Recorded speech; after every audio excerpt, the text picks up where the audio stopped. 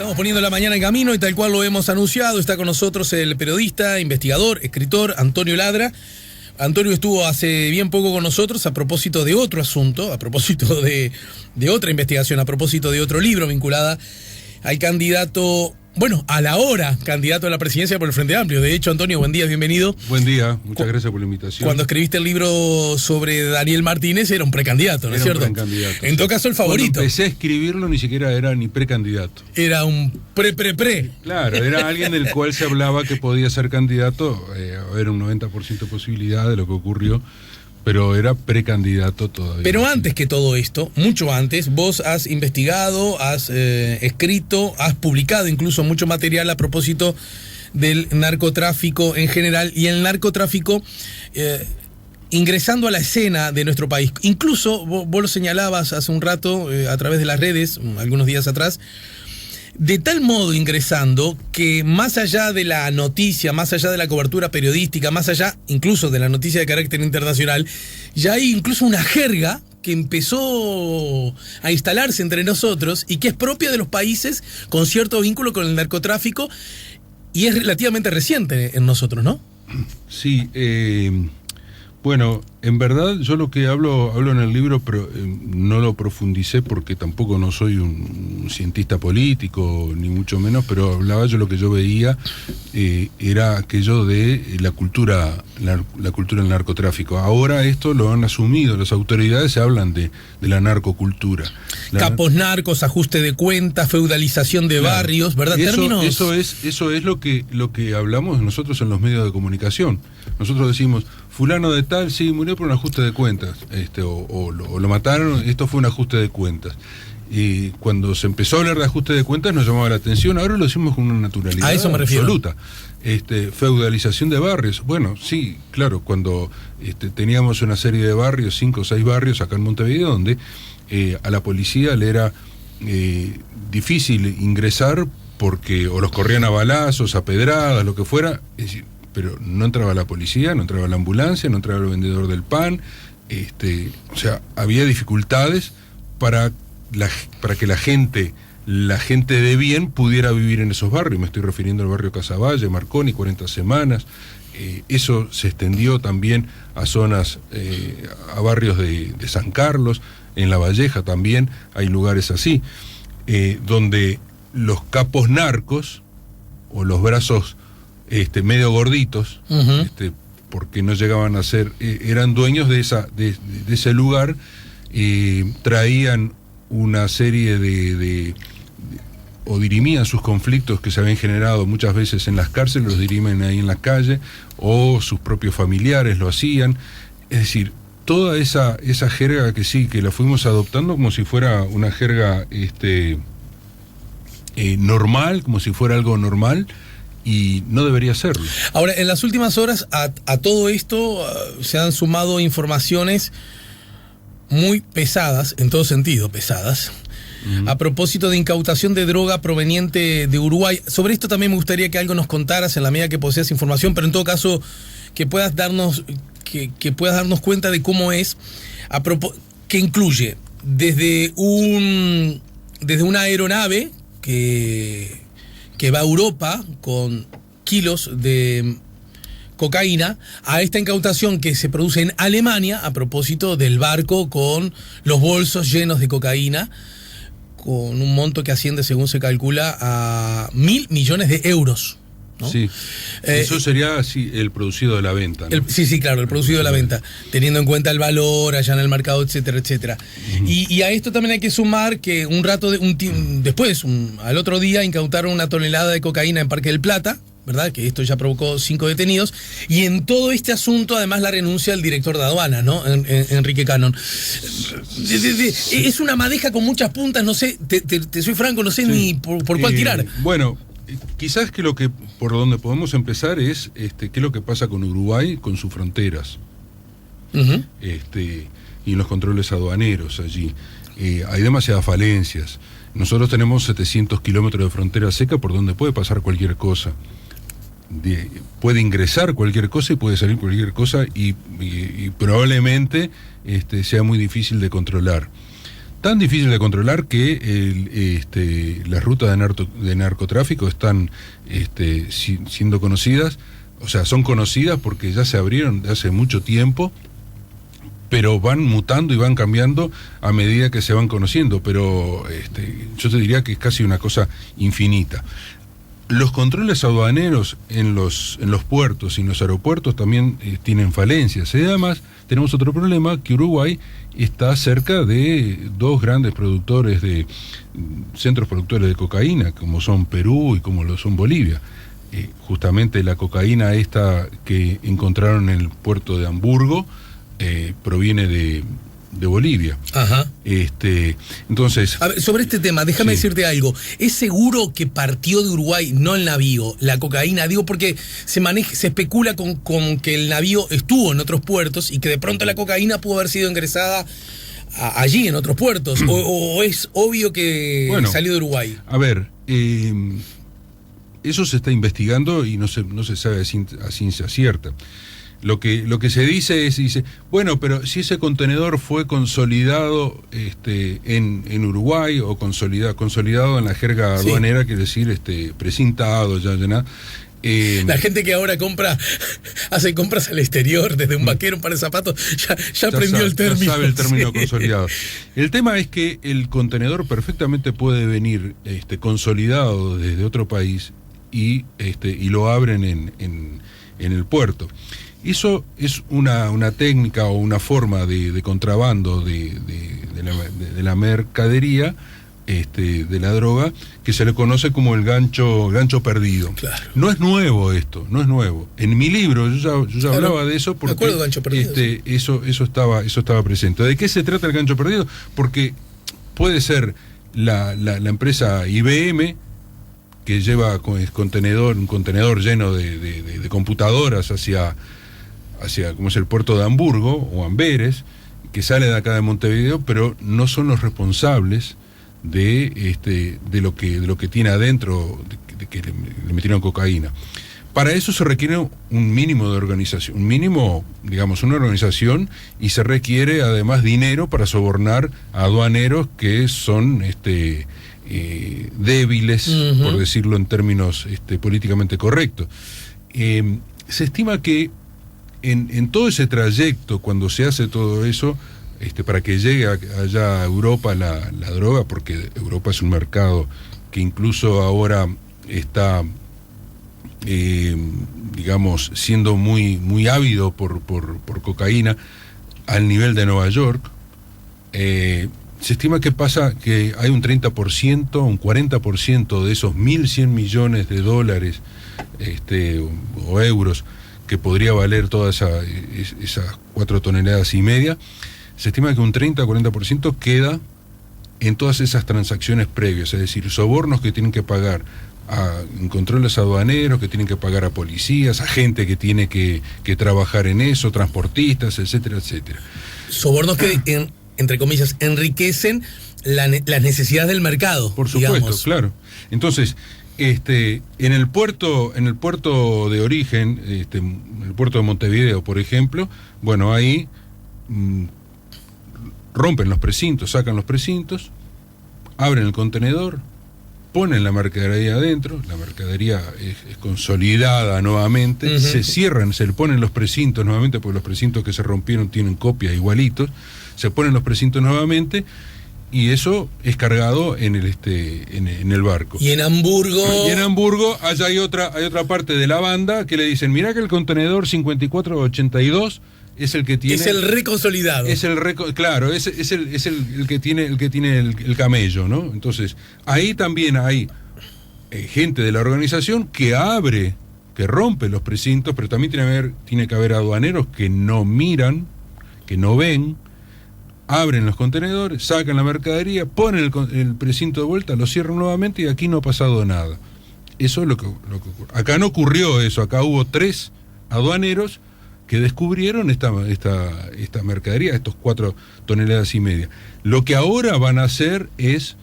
Acá no, en esta oportunidad, pero allá en realidad fue, ¿no? Claro, sí fue allá, sí, por eso digo. Pero digo que ahora lo que van a hacer en esta oportunidad es investigar si efectivamente la cocaína salió de Uruguay o no salió de Uruguay. Pero da toda la sensación de que efectivamente salió de acá, porque ya vuelvo a reiterar, de acá o de Buenos Aires.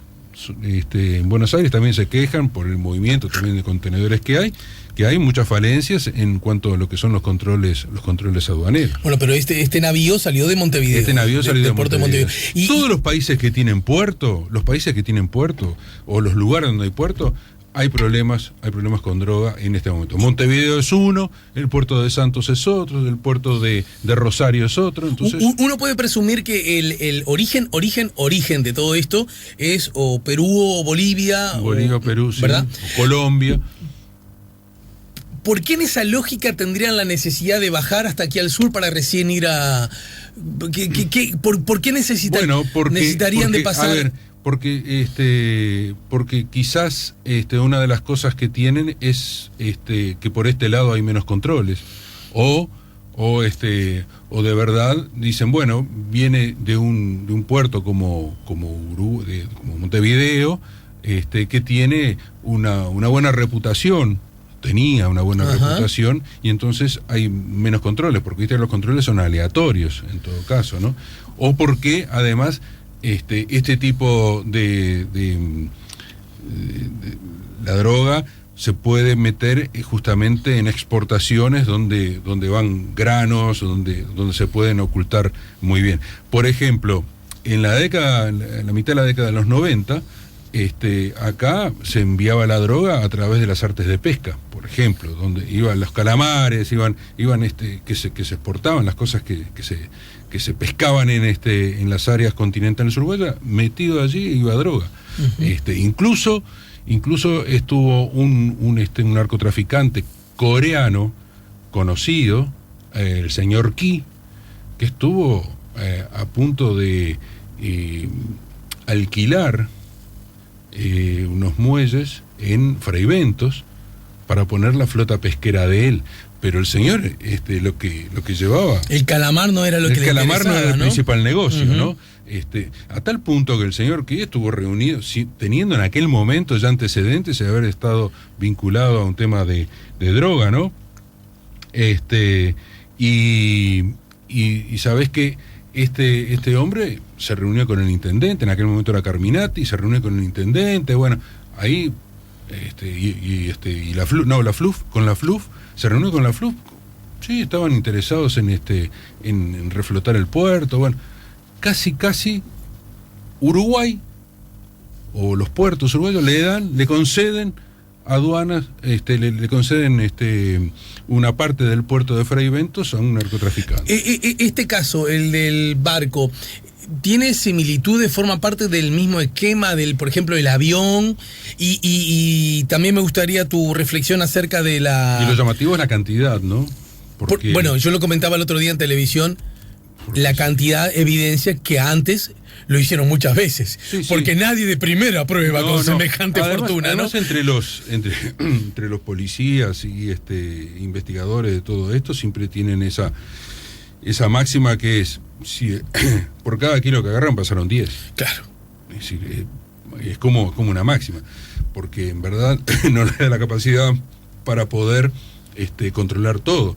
Y esa es una gran dificultad que tiene como es en todo el mundo, no solamente acá en Uruguay, pero acá en Uruguay ahora se empieza a ver que hay una falencias muy grandes, porque además, fíjate, el mismo día que se conoció el tema de la droga que habían encontrado la droga allí en Hamburgo, que fue impactante, son 4,5 toneladas, se supo que a un peón en Artigas lo habían formalizado, un peón que reconoció que le pagaban $10.000 porque él guardaba la droga que tiraban una avioneta allá en Artigas. Quiere decir que tampoco hay controles aéreos, y de verdad no lo hay. Hay un radar que llega hasta la zona de la mitad del país, y después un radar móvil, pero las avionetas que transportan la droga lo hacen en vuelos rasantes, vuelos uh-huh. bajos.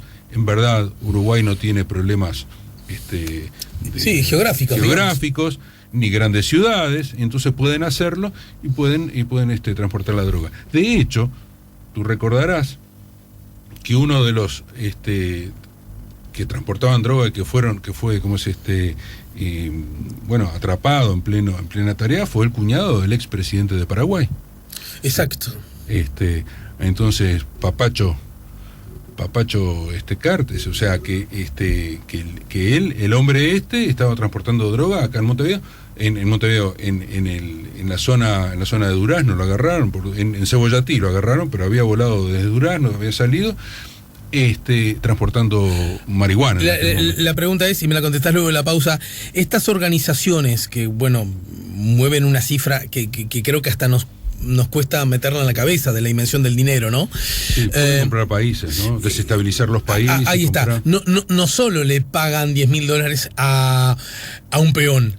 Da la sensación, uno tiene todo el derecho a sospecharlo, a manejarlo como hipótesis, que también distintas autoridades, distintas agencias del Estado, de quienes deben propiciar los controles, también de alguna manera son seducidas por estos delincuentes. Desde esa perspectiva, incluso de la marcha de la República como tal, ¿dónde estaría parado nuestro país en ese sentido? ¿Y qué lectura haces de la renuncia del director? Lo vemos luego de la pausa, ¿sí? Estamos poniendo... y a modo de hipótesis, ¿qué rol pensás que va a jugar todo esto en el marco de la campaña electoral? Bien. Estamos con Antonio Ladra, estamos poniendo la mañana en camino. Todos estos acontecimientos que ponen a Uruguay en las noticias del mundo, y esa siempre es una mala noticia, ¿no? Cuando Uruguay está en el mundo. Cuando alguien piensa en Uruguay es porque algo malo pasó, ¿no? No, porque hace algo en el fútbol, ¿no? En el deporte. Sí, pero... o porque Mujica habló en las Naciones Unidas. No, porque Mujica habló, sí, pero eso ya fue hace pero tiempo. Eso ya pasó. No, yo con respecto, antes de meterme en el tema Uruguay, una de las cosas, digamos, para contextualizar un poco, pero vos fíjate que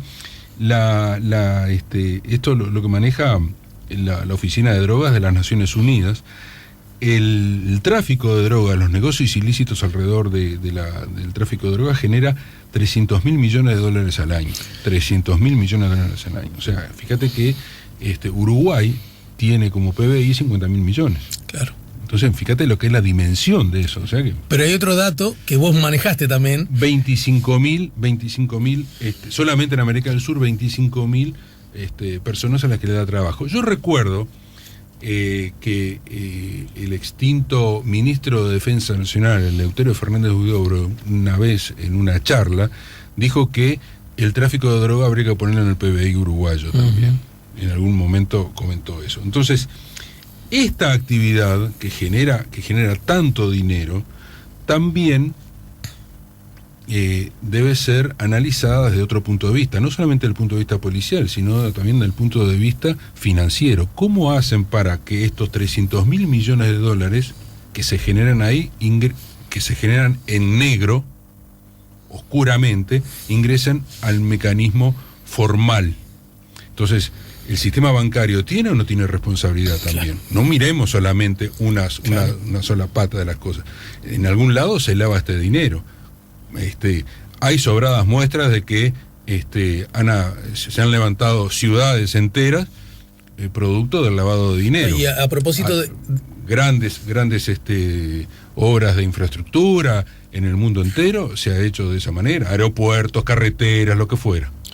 A propósito de lo que decís y el rol que la ingeniería financiera juega en todo esto, recuerdo, que algunos de nosotros se indignó la decisión de los Estados Unidos, de los bancos norteamericanos, de no permitir el ingreso de venta de marihuana en Uruguay legal. Exacto, sí, porque ellos con la marihuana, el absurdo más grande, o sea que la que justo se produce bajo las normas de la legalidad, esa no deja de entrar la plata. Y después toda la demás total está pasando por todos los bancos. Y con respecto a esto, de quiénes son los que ganan en última instancia esto, 1 kilo de cocaína en manos del productor, el que produce lo vende el kilo $1.200.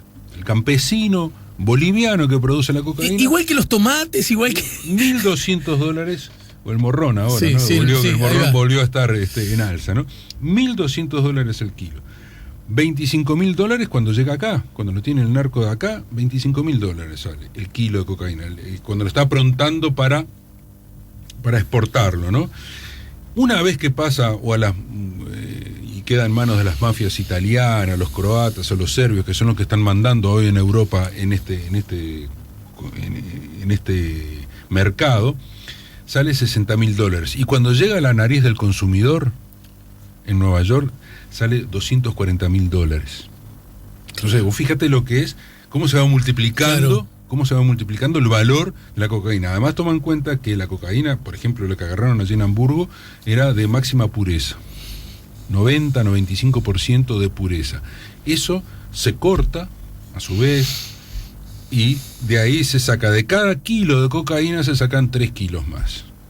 Entonces, así es como se estructura este mercado y cómo se estructura el poder económico de estas mafias que no tienen ningún prurito en nada en hacer esto. Uh-huh. O sea, acá, si efectivamente esta cocaína, ahora vamos a Montevideo, si efectivamente esta cocaína salió de Montevideo, también hay que investigar porque en algún momento entró, por dónde entró, cómo fue. O sea, el problema no es solamente que salió, sino que también entró y que estuvo acá y que se acomodó acá y dónde compraron 211 bolsos deportivos para meter la cocaína ahí adentro. Es decir, ¿cómo lo transportaron? ¿Te das cuenta? La cadena que hay allí que se está moviendo es increíble, la cantidad de gente que está trabajando en eso. Porque con relación a cómo entrar, ni hablar, que es una pregunta que hay que hacerla teniendo en cuenta que Uruguay no produce. Sin embargo, y no deshabilitando la importancia de esa pregunta, es, hasta porque vos lo dijiste antes, y porque así es Uruguay, tiene que, no sé, primero que los cielos no están vigilados o no adecuadamente. Segundo, que tenemos frontera seca. Tercero, que además tenemos 12.500 portotes, por lo que, y ni siquiera puertos necesitas a veces para cruzar, ¿no? Bueno, en el caso del vuelo que no es una avioneta, que es un avión, el que fue a Francia. Sí. En este caso, que son vuelos privados, los vuelos privados tienen un puerto, una aduana especial que está en lo que era el aeropuerto viejo. O sea que no es en los controles que tenemos nosotros. Pero no luce absurdo eso. Pero por supuesto que luce absurdo. Entonces ahí pero alguien permite que eso ocurra. Llaman, ¿cómo funciona esto? Llama y dice, che, mirá que va a salir un avión, ¿venís a controlar? Sí, voy a controlar. A ver, es como... absurdo total. Porque a eso quería apuntar, porque ponele que la entrada, porque hay tantas posibilidades. Ahora, las salidas no son tantas. No son tantas. Es el puerto, es el aeropuerto, es el Chuy. Vieron a una cantidad de personas, no me acuerdo cuántas eran, que se fueron con sus bolsitos y volvieron con 40 y pico de bolsas. ¿A nadie llamó la atención? Nadie vio pasar, porque después dijeron que habían pasado por los escáneres y que la cocaína estaba allí adentro. Nadie vio nada. O sea, a ver, la corrupción está ahí, o sea, no hay ninguna duda. Pero no solamente de quiénes lo dejaron pasar, porque yo supongo que debe tener un jefe eso. El jefe no se hace responsable de todo eso. Bueno, entonces... La renuncia de Cannon hay que verla en ese contexto. Es más, voy a decir, la renuncia del director de aduanas, hay que verla en ese contexto. La persona que no hizo bien su tarea y que de alguna manera se ve descubierto y renuncia, o la persona que, aún haciendo bien su tarea, entiende que es una responsabilidad política y tiene que irse. Bueno, ¿desde qué lugar nos colocamos? El ciudadano, ¿no? ¿Dónde se coloca? Ahí está, porque el otro tema es que la renuncia de Cannon se produce en medio de todas estas noticias, pero lo oficial o lo que se manejó internamente es que Cannon renuncia porque hay denuncias de funcionarios de la aduana contra Cannon, que el fiscal va a comenzar ahora a investigarlo, y que eso podría afectar, porque Cannon, no olvidemos, es el líder de Banderas del Iber, un sector del Frente Amplio, minúsculo, pequeño, pero sector del Frente Amplio. Apoyó a Vergara en la última contienda. Apoyó a Vergara en la última contienda. Y recordemos que fue el primero que pidió la renuncia de Sendik también, es decir, con nombre y apellido, lo dijo sin ambague ninguno. Entonces, lo que hicieron fue un cálculo electoral. Nuestro líder, el líder de Banderas del Iber, va a estar durante 6, 7, 8, 10 meses, lo que dure los juicios estos, bajo la lupa de la justicia, en medio de la campaña electoral. Eso no nos conviene desde el punto de vista... ¿Se podría decir que entonces nada tiene que ver la incautación de estos...? En verdad también la incautación tiene que ver, pero el cálculo que hacen y que lo que dicen es, renunciamos por esto, no por lo de la cocaína, lo cual es lamentable. Antonio, estos asuntos que se han agravado, que se han profundizado, que incluso se han metido hasta en la jerga, como decías más temprano vos, negro sobre blanco, ¿ocurren porque es el Frente Amplio el que gobierna el Uruguay? No. Le puede haber pasado a cualquier otro gobierno, creo yo, porque, a ver, si vamos a una cosa, la política de lucha contra las drogas quizás es la única que proviene o que tiene funcionarios que se nombraron en la época del gobierno de Jorge Valle. Incluso la Llera era el director de la brigada antidroga en aquel momento, o sea, el subdirector de la brigada antidroga, el director era Guarteche, pero recordemos que estaba Roberto Rivero, que después fue destituido por temas vinculados a eso, pero ahí lo de Rivero hay cosas que no quedaron nunca claras. Que nunca quedaron ¿no? claras, sí. Pero ahí esa política de lucha contra la droga en algún momento fue lo que se podría llamar una política de Estado. Después se determinó otras cosas. Ahora, yo creo que lo que está pasando es que a los estados, a los organismos represores, les cuesta mucho moverse al mismo ritmo que se mueven los narcotraficantes. La corren de atrás, digamos. Claro, siempre la corren de atrás. Pero la corren de atrás porque no tienen la capacidad o los presupuestos, la corren de atrás porque es una forma también de ambientar las posibilidades de la... A ver, yo quisiera creer, eso ahí yo no lo he podido investigar, pero lo que creo es que la corren de atrás porque no tienen la capacidad presupuestal que tiene ¿cómo es las organizaciones de narcotráfico? Y ni siquiera las capacidades de mover gente como tienen los narcotraficantes. ¿Crees que va a estar este asunto ahora en la campaña? Por supuesto. Pero va a venir un candidato que dice, vóteme a mí porque así vamos a terminar. Pero con no el lo están diciendo, lo dice Novik, lo dice Manini. Bueno, yo me refiero, está bien. Que tenga alguna chance de ganar. No, está bien. Pero el propio Lacalle Pou no lo digo diciendo. Con picardía, porque el que sabe que puede ganar no puede prometer cosas que después no. Claro, pero el propio Lacalle Pou lo está hablando y está diciendo, Lacalle Pou, ayer, por ejemplo, yo estaba viendo en el programa, séptimo día, donde Lacalle Pou dice, entre otras cosas, reforzar las aduanas, habla del tema del problema de los radares y habla de una ley de derribo, que para mí es no está claro cómo se va a hacer. ¿Cómo vas a saber que el avión que va ahí... Mirá si tirás uno que no debías tirarle, ¿no? ¿Tiene droga o no tiene droga? Bueno, yo qué sé, pero pero él está hablando como de lucha contra el narcotráfico, eso.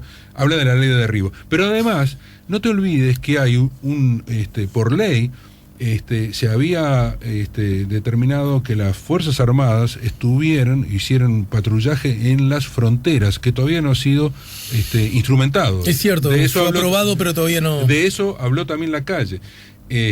O sea, va a estar en la campaña electoral sin ninguna duda. Ahora, esto no es nuevo. Vuelvo a decir, esto viene desde la década del 90, viene increciendo. El exdirector de la policía, Julio Guarteche, ya alertaba sobre esto. En la década del 90 decían, miren que esto se complica. Una entrevista ahí en Código País, estábamos en la sala de maquillaje, y viste que ahí uno hablaba más distendido. Distendido, cierto. Entonces, en un momento me dice, ¿sabés qué pasa? Que yo estoy preocupado porque al hospital, los hospitales públicos, van muchos jóvenes con heridas de bala en las piernas y nunca quieren hacer la denuncia. El problema es cuando levanten el revólver 5 centímetros y la herida de bala deja de estar por abajo de la cintura y empieza a ser arriba. Y ahí cuando te matan. ¿Viste? Y fue lo que empezó a pasar. Sí. Eso te lo había dicho. Me lo dijo Guarteche en el año 2007. Estoy preocupado por la cantidad de jóvenes, de personas jóvenes que ingresan en las policlínicas barriales, no sé cuánto, con balazos en las piernas. O sea, empezaron empezaron con balazos en las piernas, y después levantaron el revólver y dijeron, ya no tiro acá abajo, tiro arriba, le levanto 15 centímetros. Para terminar por hoy, Antonio, y agradeciéndote como siempre la gentileza y la generosidad, pero en todo caso, a ver si hago una mala lectura. Uruguay, aunque se transforme en el más grande, igual que el whisky, ¿no? En uno de los más grandes consumidores de, vamos a decirlo claro, de cocaína del planeta. Aún así, cosa que por supuesto no ocurre aún así... Bueno, per cápita está dentro de los... Bueno, con más razón el razonamiento. Aún así, el consumo de cocaína en el mundo, la aguja no se mueve mucho, ¿no es cierto? Porque somos muy poquitos. Por lo tanto, la razón por la que bajan a Uruguay decenas, cientos, miles de kilos de... Tiene que ver porque es lugar de paso. ¿Estamos de acuerdo? Sí. Que como dijiste bien clarísimamente, bueno, muchacho, te dejo pasar si me dejas una parte a mí. Sí. En la medida que nos volvamos eficientes, y ya ni siquiera hablo en cómo entra, que hay que controlarlo, simplemente meter un tipo en el escáner. Ver, ya ahí no se modifica, ya el tipo, el que quiere pasar la droga para llevarla a Europa, va a decir, epa, mirá que ahora estos boludos están controlando. Es muy interesante lo que decís, porque fíjate que una de las cosas de las que ha hecho caudal el gobierno de Macri ha sido la lucha y en Buenos Aires particularmente ha sido la lucha contra el narcotráfico, y le han pegado varios golpes fuertes al narcotráfico. Eso lo ha hecho Bullrich, que lo exhibe como un elemento para la campaña. Eso efectivamente, si en Buenos Aires aprietan, vienen para acá, como ocurrió con Colombia, cuando en Colombia Estados Unidos implementó el Plan Colombia, justamente, lo que hicieron fue apretar allá arriba. Entonces es como un globo, o las cucarachas, ¿viste? Vos levantás así, las cucarachas salen para todos lados. Bueno, apretaron allá arriba, entonces salieron para todos lados buscando lugares por donde salir. Y Uruguay fue uno de los lugares, clarísimo, porque si tenemos falencias de todo tipo, bueno, podemos salir por acá. Lo que demuestra... Esta es mi opinión, no quiero que el problema... ¿Por qué ocurre todo esto? Porque al ser humano le interesa consumir droga, ¿no es cierto? Por supuesto, sí. No es de ahora, es de toda la vida. Esto cualquier antropólogo lo sabe. La cocaína era como es legal. Bueno, acordate que está el tango que yo era niño, no lo entendía, porque decía no usan coca ni gomina. Ni gomina. Pero Freud era un gran consumidor de... Por lo tanto, cocaína. El día que hasta que no nos miremos de frente y no digamos, che, esto hace mal a la salud, pero ya que hace mal, la vamos a hacer controlada y legal para todo el mundo, hasta ese momento es una batalla culturalmente perdida. Sí, es así. Pero además digamos, el otro tema, y vuelvo al principio hablando del tema de la narcocultura, de cómo eso ha influenciado en la cultura uruguaya. En la cultura uruguaya, quiero decir, en la de todos los días, los gorritos, la forma de presentarse el narco. Hasta las músicas en algún caso, bueno, ¿no? En México eso ya está, los narcocorridos son muy conocidos, de que la exaltación del narcotraficante. Pero yo hace un tiempo daba una charla justamente en la presentación de mi libro, y entonces ponía dos manifestaciones que habían. Una era en Sinaloa, una manifestación pidiendo la libertad del Chapo Guzmán, cuando recién había quedado el Chapo Guzmán, y puse otra foto que había salido en el diario El País, donde unos patrulleros habían sido apedreados acá en un barrio de Montevideo. Digo, ¿cuál es la diferencia? Que uno están pidiendo por el Chapo Guzmán y acá estaban pidiendo por quién. ¿Por qué lo apedreaban? ¿No? A los antichorros, como le dijeron a Leal. Claro. ¿No? Entonces, ¿cuál es la diferencia? Y eso es una de las cosas que tenemos que cuidar. A propósito, el libro Narcos en Uruguay, ¿se consigue estas librerías? Sí, y mira, en el camino cuando venía para acá, te voy a dar una primicia. En el camino cuando venía para acá, me dijeron que se iba a hacer una edición ampliada. Yo tengo que ponerme a trabajar ya. Voy a trabajar con todos estos temas para hacer una edición ampliada del libro para ponerlo a la venta. Sudamericana, ¿no? Para Random House, ¿no? Sí. Bien, bueno, estaremos atentos entonces a esa, y aunque de algún punto suena raro decirlo, felicitaciones, porque ese es un aporte. Sí, claro. Pero en realidad es un aporte que evidencia que hay problemas, ¿no? Sí, lamentablemente es así. Gracias, Antonio, por la visita. Bueno, muchas gracias. Ya volvemos con La Mañana en Camino.